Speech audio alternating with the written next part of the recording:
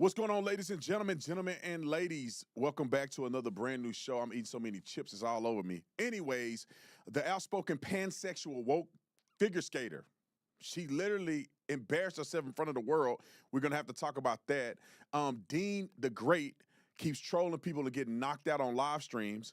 Stephen Colbert is stirring up the pot in Texas Senate race. We have to talk about that as well. Mamdani is literally now finna raise taxes on you fools that voted for him instead of the wealthy, like he said. Before we get to any of that, my final statements about the GOAT, Michael Jordan, and the controversy. Welcome to the Austin Tatum Show.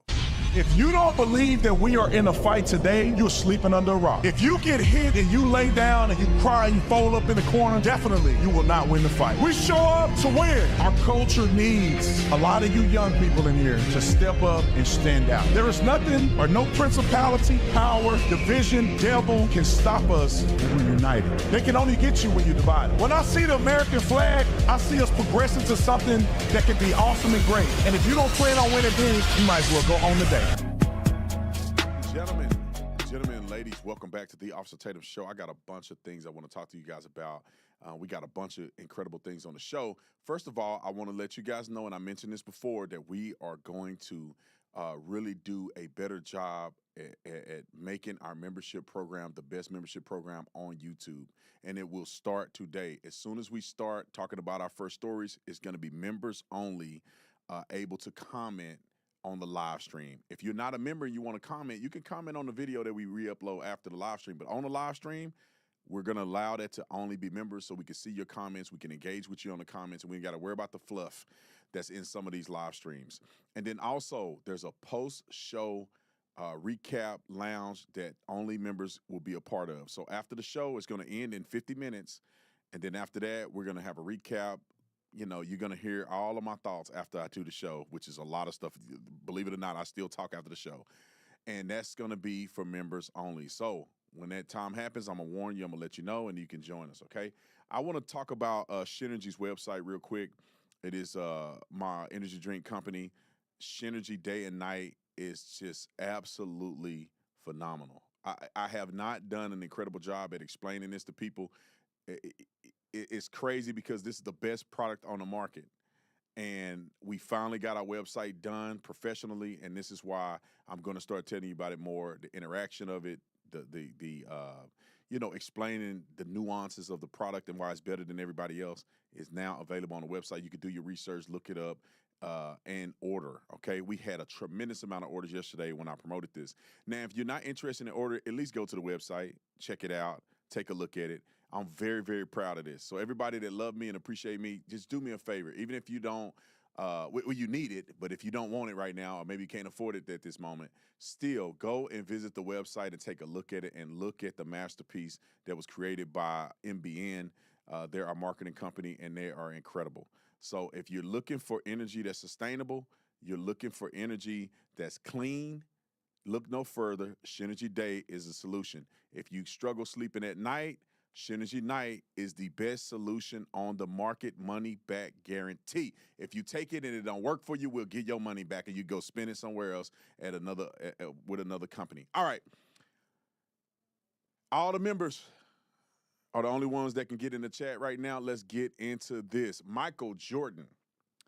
The only reason I'm doubling down on this, bro, because I'm sick of people being silly and trying to hurt good people. It's the same thing about Erica Kirk. Like, I don't know for what reason people think that they can go after Charlie Kirk's wife. The attack on Erica Kirk is an attack on Charlie Kirk. I don't know what y'all smoking. That was his beloved wife. And the same thing with my wife. I know who my wife is. God sent me that woman. And if something ever happened to me, that woman is going to take over and what she say is going to go. And I know some of you cowards out there will be bashing my wife and talking about what kind of pants she wearing and who she hugging and doing all this other stuff, judging my wife. But while I'm alive, you ain't gonna say nothing.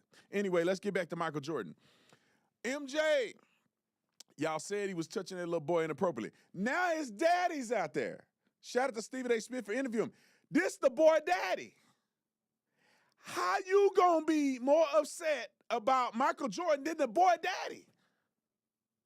Somebody help me understand this.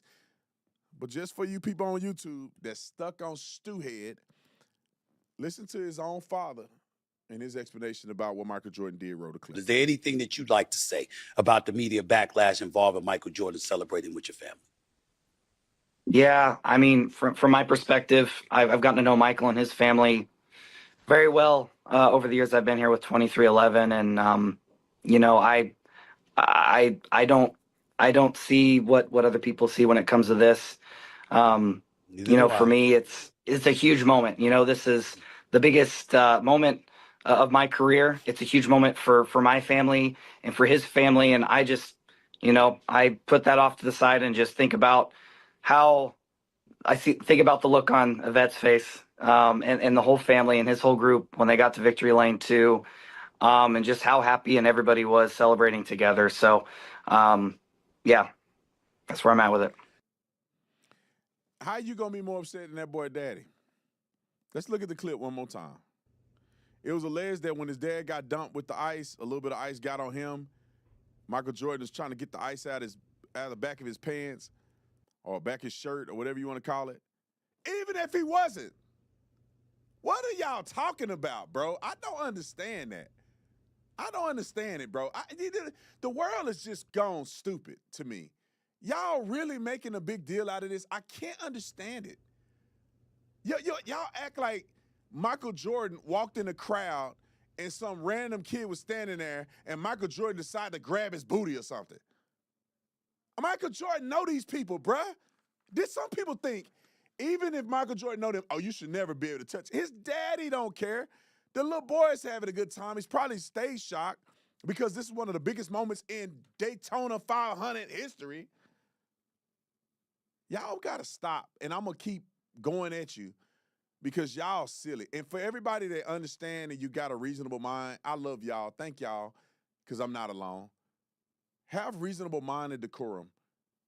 If there's no evidence or no real reasonableness to believe that Michael Jordan somehow is a weirdo, why put that on that man?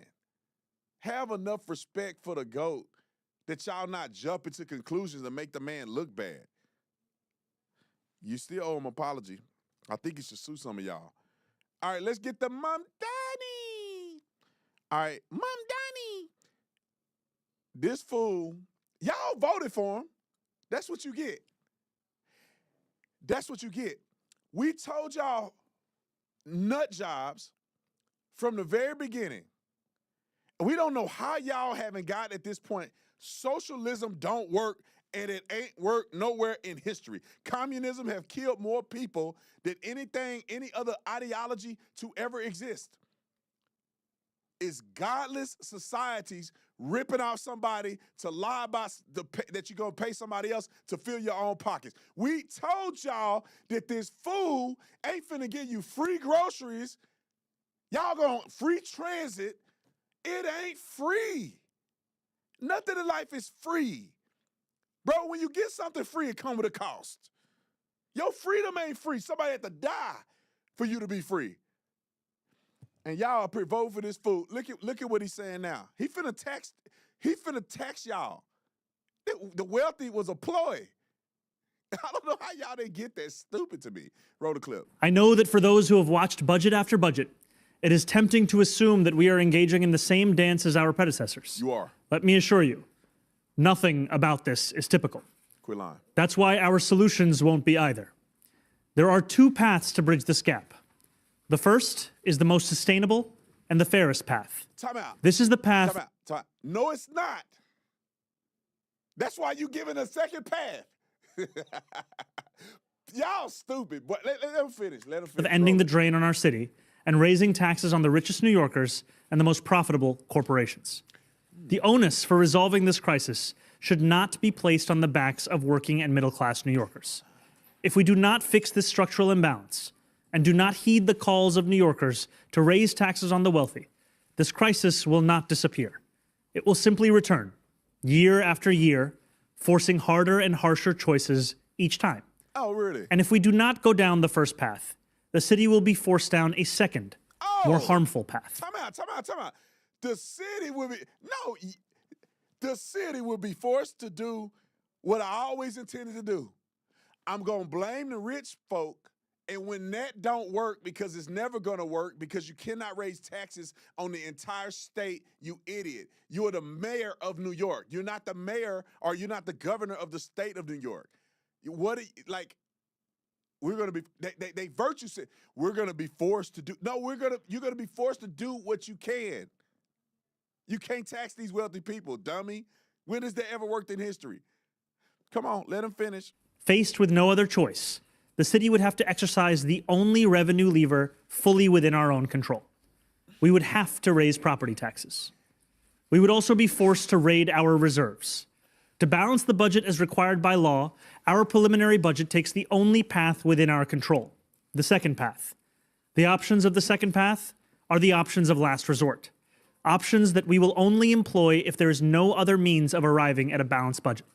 So what you do is blame everybody else and try to coerce everybody else into doing some Ponzi scheme that you created. And when they inevitably don't do it, now you got to go to the only other choice within our control. If it wasn't in your control, you shouldn't have never said you can do it.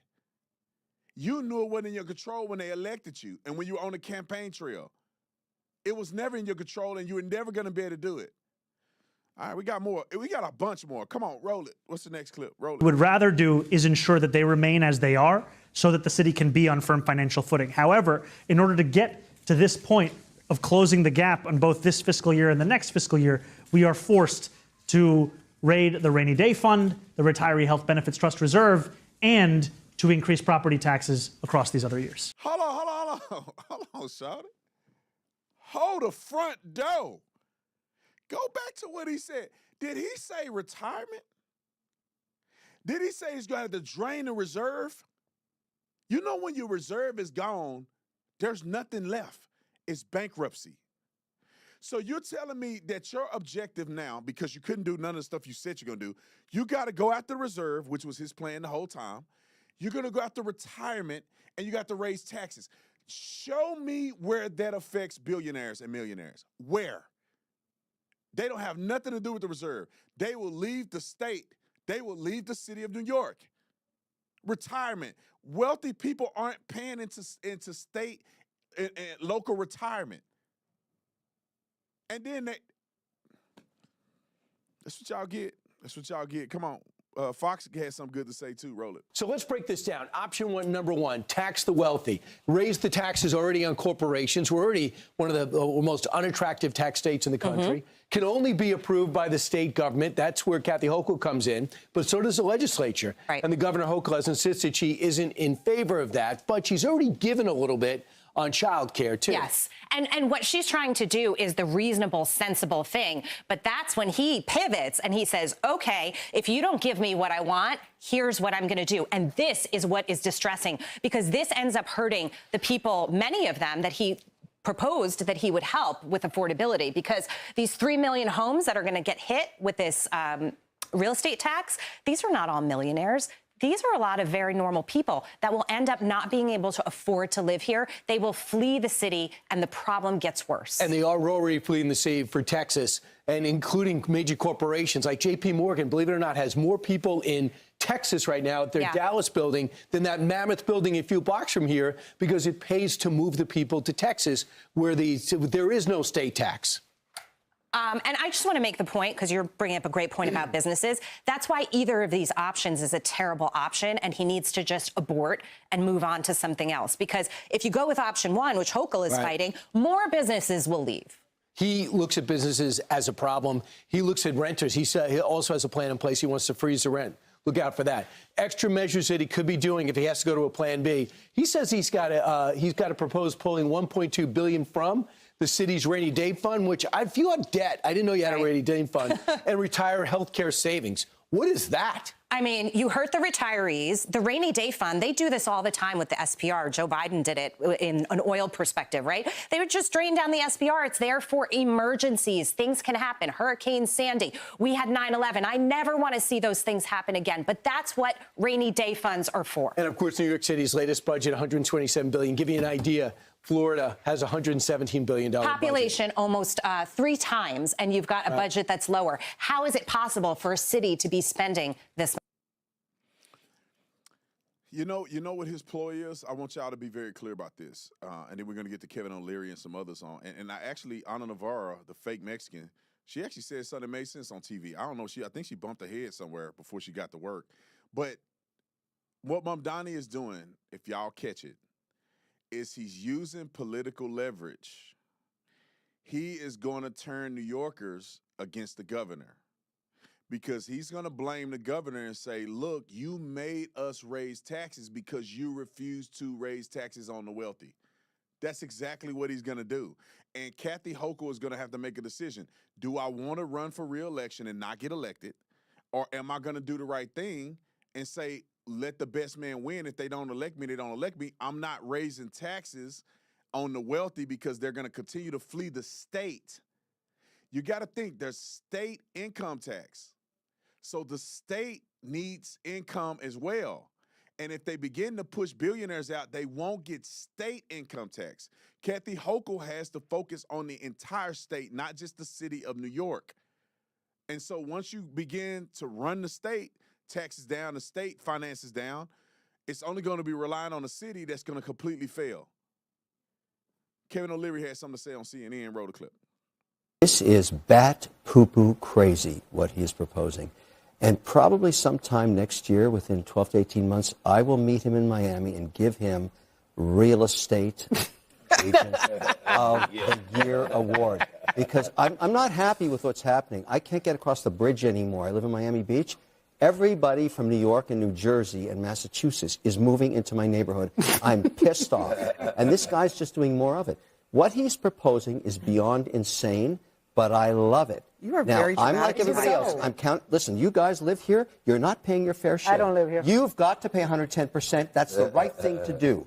Because he's not cutting spending. No, but he's just going to tax you into oblivion. I found this very interesting chart, some data for you, Kevin. Thank you. The last time there was a tax hike on the wealthiest, this was in 2021. Take a look at this chart. You see what's going on there? The number of people making more than $200,000 in the city increased. The number of people making between $200,000 and $1 million increased. Everybody who makes a lot of money, there were more of them in New York City. Okay, so the idea Abby, that there was some... true, why not increase taxes to 110% if it's so good? Look, Let's go. Don't get mad at me. I'm not mad. These are I'm the excited about it. You know what I think those numbers could be attributed to? It's not that people are moving into the city that they raise more taxes. It's that some of these employers are forced with the people who remain to give them higher wages, which they end up making the same amount of money. So if you paying somebody, just say you paying somebody $100,000 a year, and the taxes go up, well, you pay them $120 a year, and they're going to still be at the same level because you're just compensating for inflation and taxes. They are not making any more money. So your wages go up, but the taxes go up. You're not effectively making any more money. You're just making more money on paper, and they just taking it from you in tax revenue. That's all that's happening. How do we not see this? All right, Ana Navarro, I think that bat crap crazy woman, fake Latina, she finally said something smart this time. Roll it. I have lived in South Florida for 46 years, and there is no doubt that we are seeing an exodus of very, very wealthy people, billionaires, from California and from New York into South Florida. In Florida, there are no state taxes. Every day I open up the news and there's a new real estate record that has been broken in home sales because Larry Page is moving down and he just bought a place for $100 and some million. Zuckerberg's moving down. So the bottom line is this. When you put a hike on taxes on just the very wealthy, you run the risk of those very wealthy not paying it because they will find a way to have a loophole and to skirt those taxes, even if it means moving to Indian Creek and, living in Billionaires' bunker. They can afford to do so. The people, the people who have to live in New York to work may not be able to afford to do that. But if you've got your private plane and you've got the ability to move, Anna, we're talking about people who make more than $1 million a year. It's not exactly. I mean, maybe in New York it's. Is that middle what he's going to tax people? In California, it's billionaires. That's what the proposal. The proposal is people who make more than $1 million a year. It's a very specific group of people. And I'm just asking, realistically, are we really going to see what you're claiming we're going to see. And yeah, there are we're seeing it. There are tons of wealthy people moving from California, from all over the country to Florida. But it's not the and to person Texas. it's not the person making $1 million a year, which in New York is not as much as it sounds in other places. So it's the person making $50 million a year. Exactly. That's moving. Exactly. So people making $50 million a year are moving, but many other people who are making much less than that, but still much more than middle class people, are probably not moving. Look at these people, so stupid. The more money I make, and I'm just transparent with you guys, I'm not weird about money. You know, I'm a capitalist, and I try to develop companies and things that add value, which makes me money. Okay, I want to be a billionaire like Elon, and I want to be able to give $1 million to my church. Okay. The more money I make, the more I realize wealthy people have so many avenues to escape taxes. It's crazy. I'm telling you guys, if you know how to manage it, you can legally avoid paying taxes. Let me give y'all a quick synopsis. I only got 30 minutes. I want to give y'all a quick synopsis on how this works, man. When I have a tax bill at the end of the year, there are certain tax caveats that people like me and others can do, and billionaires are on another level with this. If you get to the end of the year and you need a tax write-off, you can buy a commercial vehicle. I mean, not commercial vehicle, but you could buy a vehicle that matches a certain weight and get a tax deduction on it, write it off at 100%. You buy a $300,000 car, for instance, I haven't, but if I were to, I get $300,000 written off in the first year that I purchased that car or that vehicle, as long as it's in service and it meets the weight requirements. That's $300,000 of tax deduction, or meaning that I'm not going to owe on taxable income. If you're wealthier than that, you go buy a private jet for $6 million. When your tax burden was $6 million, you can go buy a private jet for $6 million. Here's another thing. I mean, depending on how much money you got. A lot of these wealthy people, and this is exactly what I'm going to do when I become wealthy in one of these companies I own, is that I'm not going to take a salary, and I'm not going to sell my equity. I may borrow against my equity. Therefore, essentially, I could be worth $50 million, $500 million, and I live off of debt that the bank loaned me against my equity. And therefore, essentially, I have made no money. I took a loss because debt is not income. And so these billionaires don't have $1 billion in their bank account. They have $1 billion in net worth. And these banks will loan them money against that money. Elon Musk is worth $800 billion or something. He can go to a bank right now and say, loan me $100 million. And he just live off $100 million for a year and then refinance it and take more money out. He could take money out and borrow against his net worth until he dies, and then he don't owe anything back to the bank. I mean, it could possibly, I don't know if it's some way he could do it when he die. He could pull it out at the last minute. But let me explain this to you. While he's borrowing, his net worth is getting higher. So he's borrowing against this money, paying it back with a low interest rate, while his net worth still grows. He never pulled that money. Elon Musk went from $500 billion to like $700 billion in like 2 years. If he borrowed $100 million at a certain a certain interest rate, he can easily pay that back while his money is still growing. He's getting richer. He didn't take no salary, no taxable income. He can easily pay that money back as his money continues to grow. These billionaires are doing it, man. Anyway, and they tricking y'all to think that they really taxing these people. I'm going to say this one thing and I got to move on, because we got to get to, in 26 minutes, members only after show is going to kick in and I can't control it, right? So if you're a member, you can join us. We'll finish the conversation and we'll do our post-show recap. You can be involved. You can message or whatever the case may be. But there's a difference between, and I think that people, now that I've been exposed to people who are billionaires, there's a big difference between millionaires and people who make a ton of money. You make $1 million in New York, you're really making $500,000. And that's not including all the other stuff you got to pay for. So you're not making that much money. If you are making, it's $1 million versus people that are making 50, 60, 100, 200, 300 million. There's a big difference. And they want you to believe they're all the same. All right, let me get to this Bozo the Clown that get knocked out on every show that he's on. My question to you, and shout out to Verdict. Matter of fact, I just put that on the screen. I would say, y'all know your boy ain't good at advertising. I'll put that on the screen. Shout out to Verdict. Go get you some today. All right. I want to know what your verdict is. This guy named Dean the Great has been in so many videos getting slapped and knocked out. It's kind of crazy to me. Larry Wheels, I don't know if you know him. He's the guy that's like stacked, dude. He benching 500 pounds like this, squatting 1,000 pounds with wraps on his legs. So he's also a social media person. And his girlfriend, she looked like an OnlyFans model, to be honest. And she kind of like, they got this weird relationship where she kind of like treating him a certain way. And I wonder, is it all staged or is it real? Now, I want you to watch some of these videos of this dude, Dean, or whatever his name is, confronting or making passes at Larry Wheels' wife. And you tell me, do you think this is staged because they're building up this persona? Or do you think this guy is really this crazy to do all this crazy stuff and get punched and knocked out on camera? Because to be honest, would you let somebody punch you for a couple $100,000, $1 million? You probably would. And so would this guy. All right, roll the clip. Let me know what your verdict is. You ever had a What? Don't ask. Listen, bro. Hey, I'm gonna tell you something. Streaming out. You cross the line. Don't you ever ask another man's wife. I'm just asking if he. Nigga, maybe she did. Bro. Excuse me? I missed one. You missed it, bro. Streaming a nigga. That's disrespectful. Just saying, bro. If I ever get married, nigga, you ask my wife, and she ever had, we stepping outside. Guess what? You ain't gonna make it outside. Hey, they gonna choose though.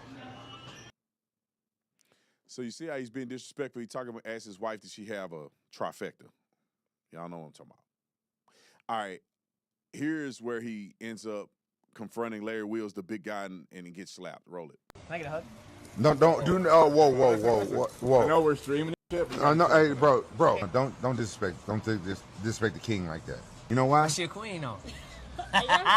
Listen. Whoa. I know we're streaming. You gotta chill. We got chill. I know we streaming. She a queen though. Hey, honey, liquor. I know we streaming, but honey, is shit. His Come wife on. up for grabs. Hey, he's been mad disrespectful. Smiling, she hey, laughing. did you get that? This. What are you doing with your hands? Listen. You ready from 200 Griffith? Oh! Dean! All night getting shit on. Yeah. I was Dean. waiting for that fucking moment. That was a real ass slap, man. Get your ass in the van. Now I want y'all, the comments for the members, do y'all think that's real or do y'all think they staging this to deploy, right? I haven't looked this girlfriend up, but a lot of women like that, they do OnlyFans, and if you get enough traction online, people sign up for OnlyFans, and everybody make money. They probably paying this kid. Or is this dude so crazy and disrespectful that he just getting toasted by all these people? Roll the clip. Here's another one of the aftermath. He'd say you want to pull a gun on somebody. Roll it. I got my strap in the car. This bro. Get to slap the shit out of me in front of the girls. No, the girls didn't see it. He stopped you in front of his wife. These girls, they didn't see it. I'm being 100 with you. They didn't see it. Ain't bulletproof. 100%. But I'm gonna tell you something. Hey, you my boy. Hey, you my boy. You my brother. I'm not gonna get slapped on camera. I know you're not. But about no nigga swing me around. Hey. So, and here's the other one. Oh, no, it's one more. Now, I want y'all to know this too, real quick.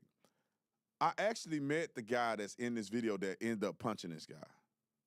Or punching the little streamer. I think this is real. I'm going to text him later and say, bro, was that real or not? I didn't want to tell. I wanted to give a fair assessment before I really dig into it. But look at what he say to this grown man. And these dudes are fighters, bro. I don't know what he's thinking. Here, roll the clip. Nice to meet you, bro. You do know who I am. I don't know why you lying. Don't act like you don't know me. No, I don't know you. You definitely know me. Nice to meet you, though. Yeah, I just don't be lying because girls around and shit. You definitely know me, bro. Bro. Not even on some disrespectful shit. Don't like your attitude. Don't like your tone. I don't like you at all, though. Okay. Yeah, straight up. Yeah.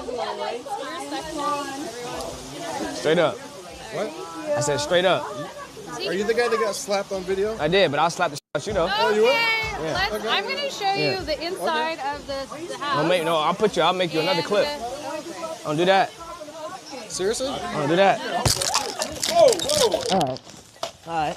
Come on. Come on, cuz. Come on. Nah, come on.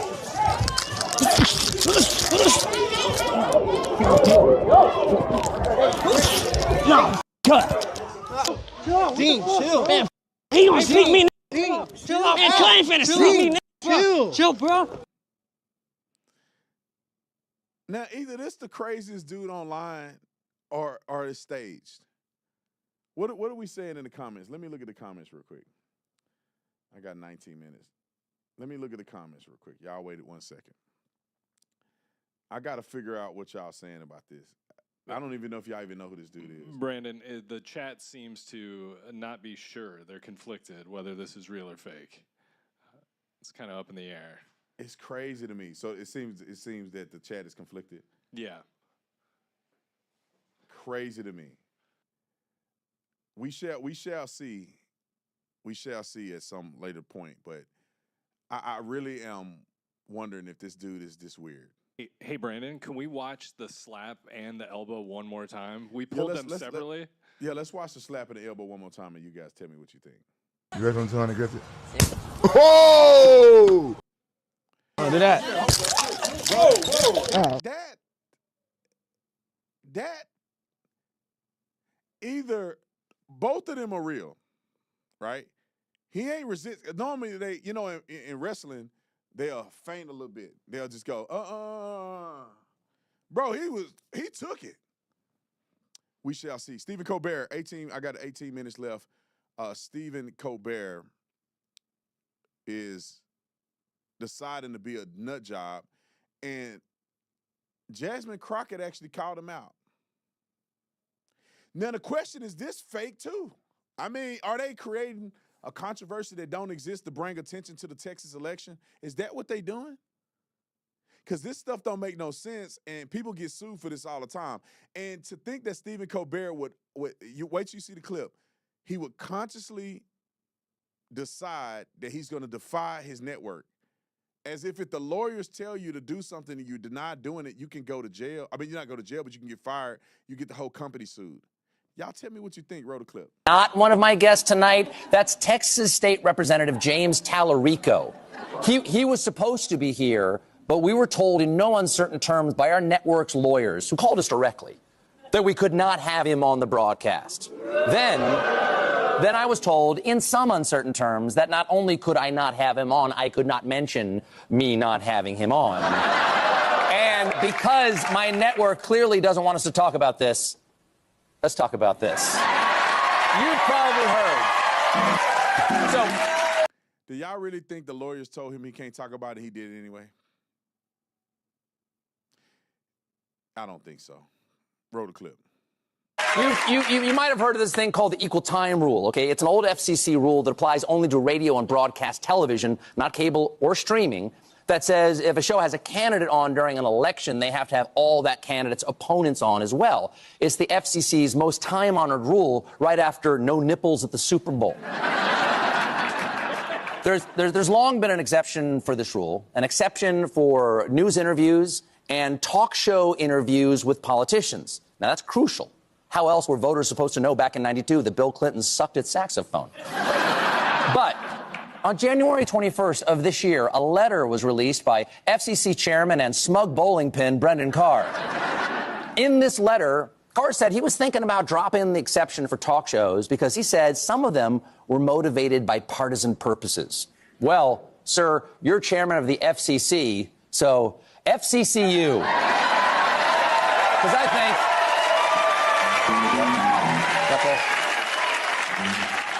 Because I think you are motivated by partisan purposes yourself. Sir, you smelt it because you dealt it. You are Dutch ovening America's airwaves. Let's just call this what it is. Donald Trump's administration wants to silence anyone who says anything bad about Trump on TV because all Trump does is watch TV. Okay? He's like a toddler with too much screen time.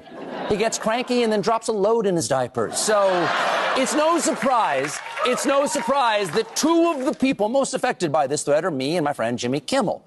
When this letter dropped, we both talked about the letter on air, and then later, Carr defended it like this. If Kimmel or Colbert want to continue to do their programming and they don't want to have to comply with this requirement, then they can go to a cable channel or a podcast or a streaming service, and that's fine. Great idea. Man whose job is to regulate broadcast TV. Suggest everyone just leave broadcast TV. It's like when Arby's changed their slogan to, Arby's, would it kill you to eat a salad? Anyway, am I being clear? Have I been clear so far? For this nut job.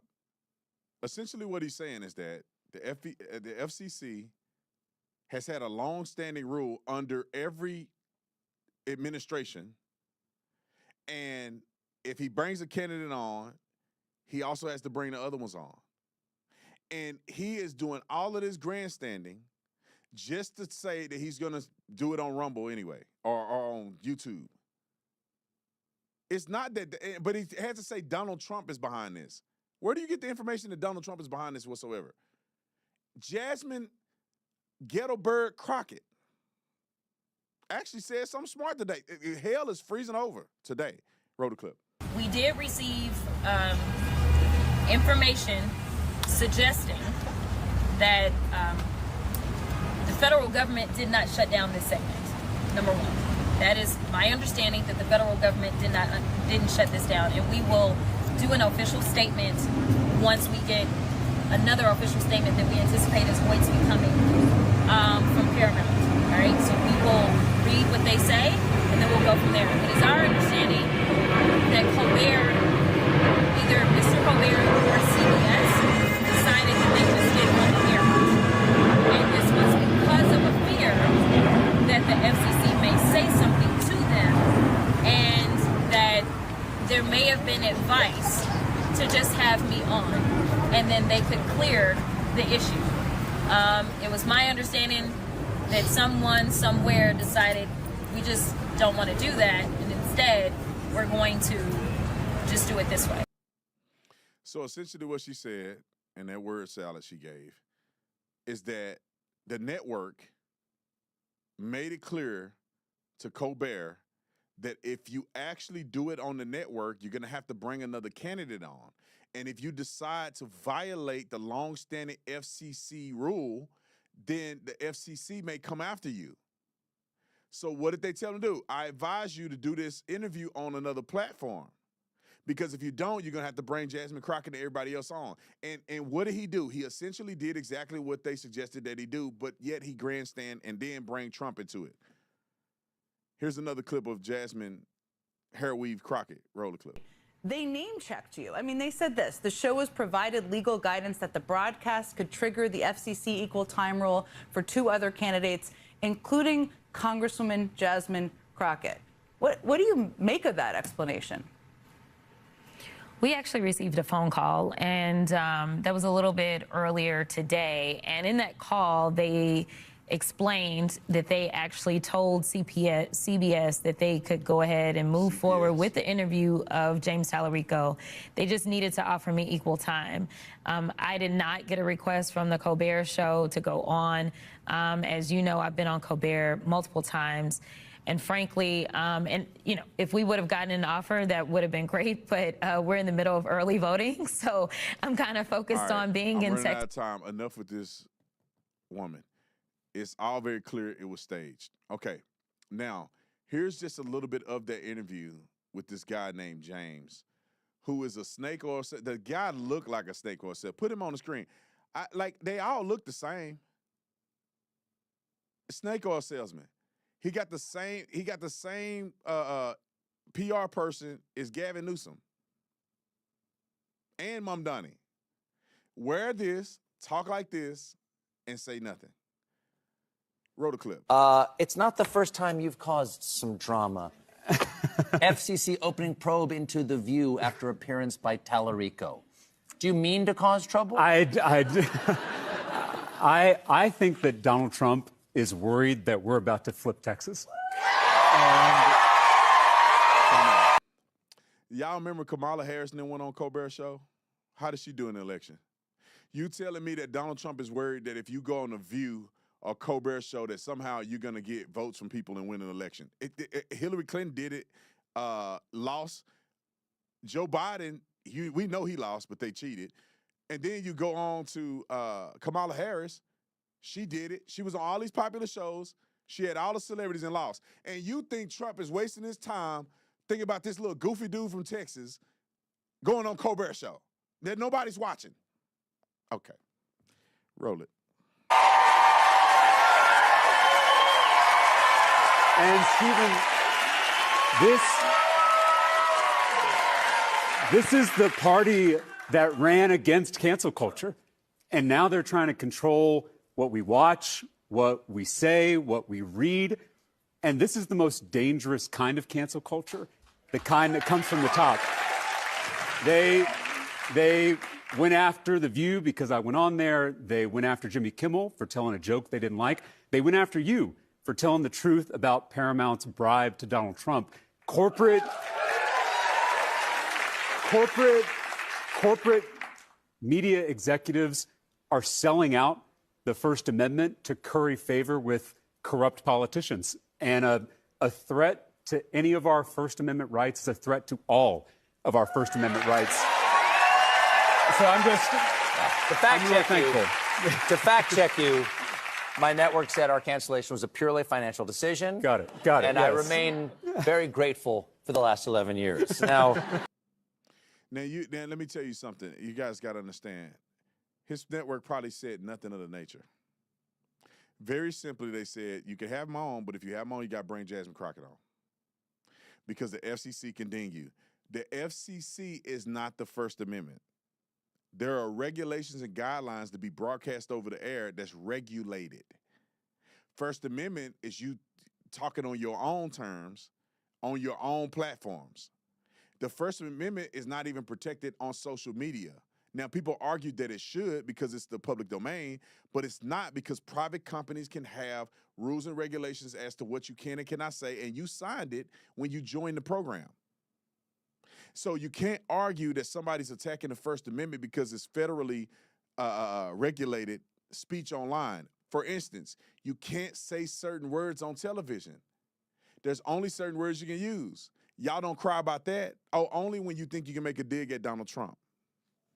All righty.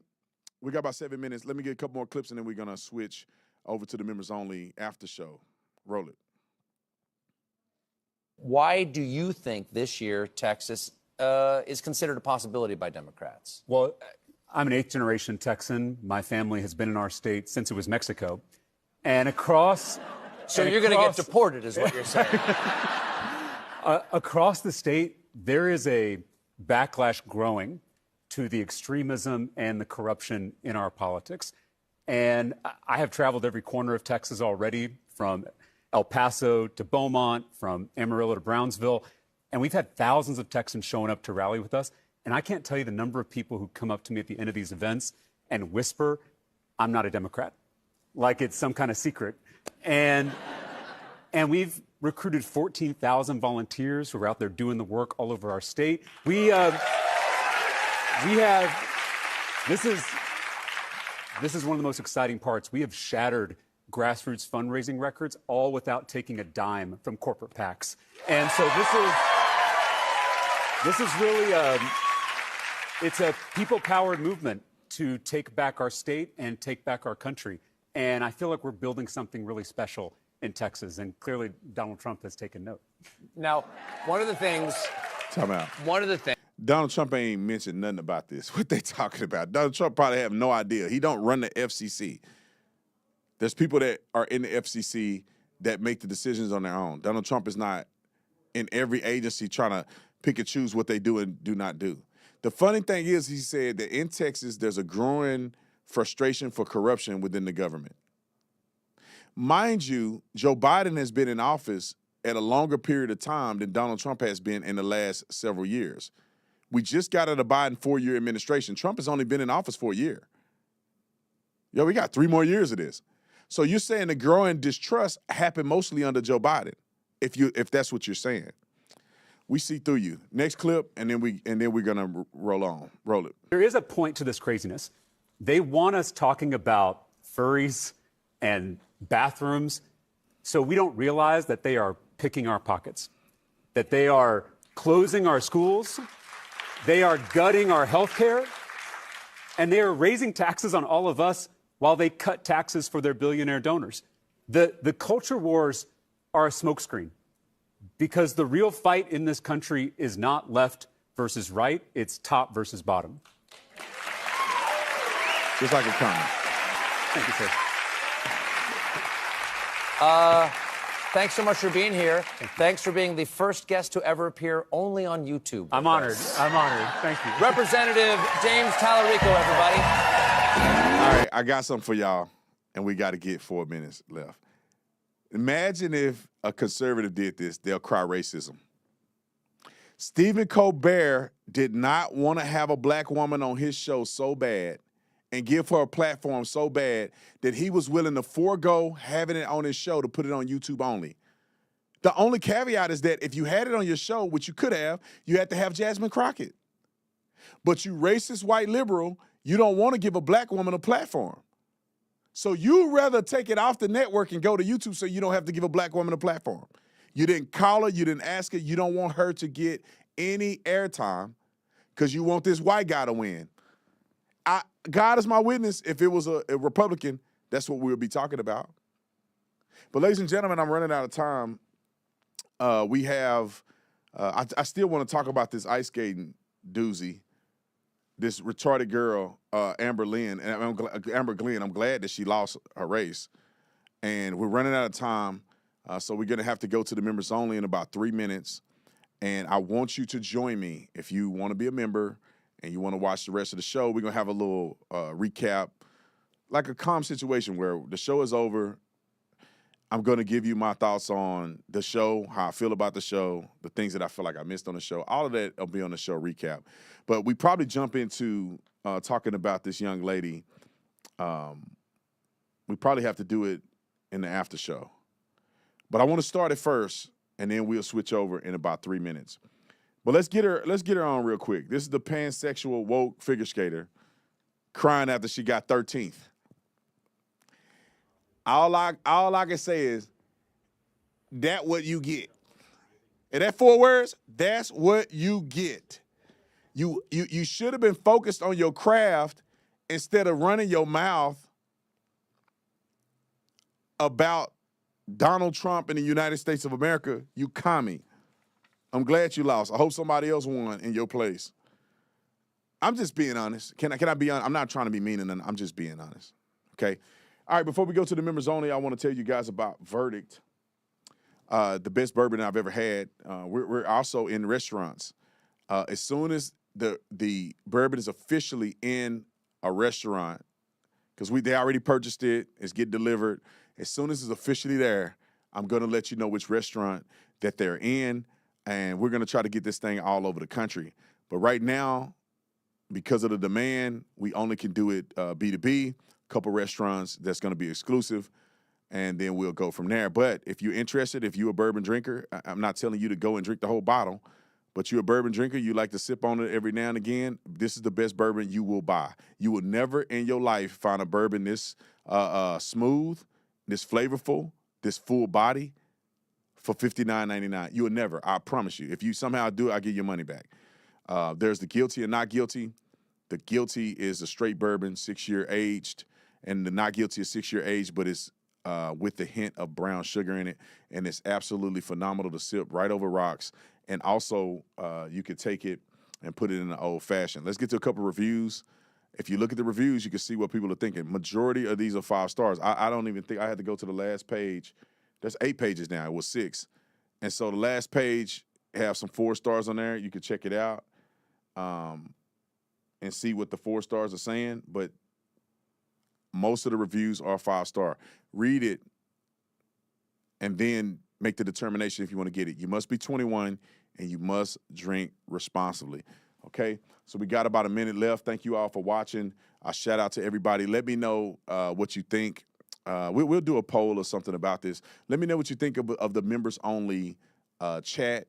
I wanted to do that, man, because I wanted the people who have been faithful and loyal to the Tatum platform to have access to comment and have their comments be clearly seen without the kerfuffle of all the other people who don't even really like me that's commenting. But there are people that follow me that's not a part of the subscription, and so I want to give them some love too. So maybe we'll change it up. I just want to know what you guys think about it. And also, we're starting a new thing, which is the after party, the after show. All right? So we're getting ready to start the after show in about 10 seconds. Please join the subscription membership if you want to be a part of it. If you don't want to be a part of it, you can check out the videos when they re-upload it. I'll see y'all in the after show.